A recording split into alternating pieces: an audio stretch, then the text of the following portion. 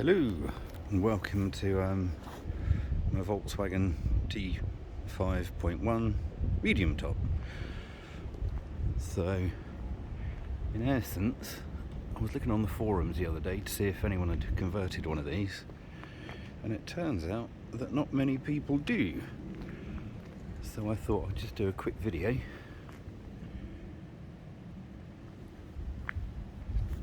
to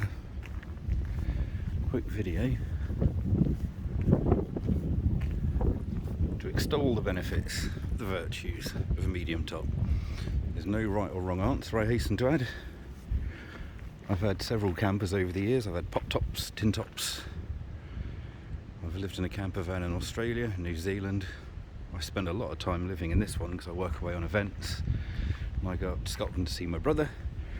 So this is kind of just to show you, if you are considering a medium top, what they give you, and a few hacks as well, but I'll get to those in a moment. I was actually, hang on, let's see if we can. I was actually on my way to look at a pop-top camper, and I saw this advertised, so I went to have a look at it. And literally, it was an old chips away van. It was a couple of years old, and I fell in love with it. I thought, wow, I can do something with this. That was 6 years ago, 7 years ago now. I usually change them every couple of years, but this one, I've still got it. Well, still got the camper van. I don't still have it. That's, well, you can see. So, yeah, so why did I like it so much? It feels so spacious. It's like a proper little motorhome, this one. So, whoops, and round again. It just gives you so much more headroom in here, so it just gives it a really spacious feeling. It means you can insulate the roof, so this roof has got about 1.5 inches, 2 inches of spray foam covered by Foamex board, then carpet lined, because we like to go away a lot in the winter. The van gets used a lot, especially as the summers are so busy everywhere. And it means it's just really easy to heat. It keeps its heat. It's just awesome. Also means you can have a roof light. Also means there's a solar panel, and even though it's only the 1st of March, I think, that's chugging away, just keeping the batteries topped up. That's both domestics or leisure batteries, and the starter battery. You've got space above the cab. You've got all my junk in here because it is literally a home from home.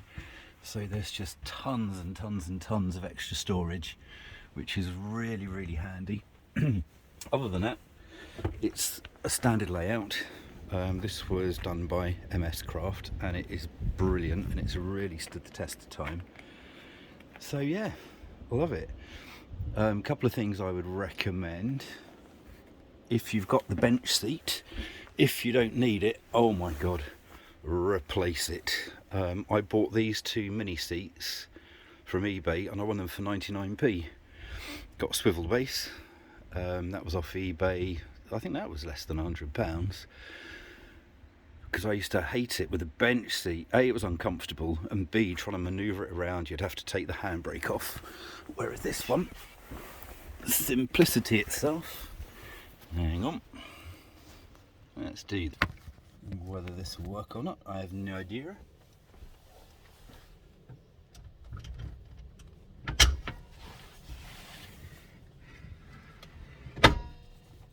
Et voila. So literally you get to Journey's End, whiz the seat around. Oh my god, it's the work of seconds rather than the bench seat, where you have to take the handbrake off and manoeuvre it around, horrible things. So yeah, I would really recommend a pair of mini seats. And silly things is, like, I've got the TV on a wall bracket, so this, you literally just flip the seat forward, and then if you want to use your cooker, how easy is that? You just twiddle your TV out the way. Actually, while we're behind here, another thing that I absolutely hate about camping when the nights are cold, condensation on the windows. So this is a super cool little van hack. I got some Foamex board, about 5mm, made a template on the windows, carpet which is literally covered them with 4-way stretch on both sides. This one just pops in, it slides, there's a little recess there which keeps it captive, so that's just held in under its own, literally like an interference fit. This one I've just had to put a little bit of velcro around the edges, or a little bit of the hook velcro around the edge of the window, and that adheres to the carpet really well. And then literally, so then, because that window is an absolute horror in the morning when it's got condensation in it, to try and dry off. So during the winter months I can forget about it, and then come the summer they just all pop out. And I've done the same on the back window, because that's the real offender, and when it's really cold the condensation you get because you're breathing down that end is horrendous. And then it runs down the window and it freezes, and it runs down the tailgate and it freezes. And I've even done this one, but it is literally the work of a moment. This is a deluxe version because I glued a tab onto it. So literally, easy as that. They just come out. And they're flat. So when not in use, when spring gets here proper, just take them out. They can either be stored up above there or just stored in the house. And to go back in, bearing in mind this is one-handed, so literally, because the carpet kind of sticks with the carpet, so then in the morning you take those off, no condensation on your windows. Beautiful. Talking of condensation, if you don't have these, I highly recommend them, and that's these wind deflectors. And the brilliant thing about those is it means that when you're parked up you can crack your windows down a little bit. You get a little, oh god, the van's dirty, never mind. You get a little bit of air travels across the front of the van, across the cockpit, and 9 times out of 10 it saves a great deal of that condensation building up on the windscreen and your front windows. So when you get up and you want to get off, rather than having to, as anyone that's done this will know, try and dry your windscreen off, it's horrendous. That, and I use it with a screen cover around the outside as well. So pretty much of a morning I let the condensation build up on that one, because it's easy to get to and it's easy to wipe clean, or wipe dry. So that's pretty much it. So like a medium roof fan.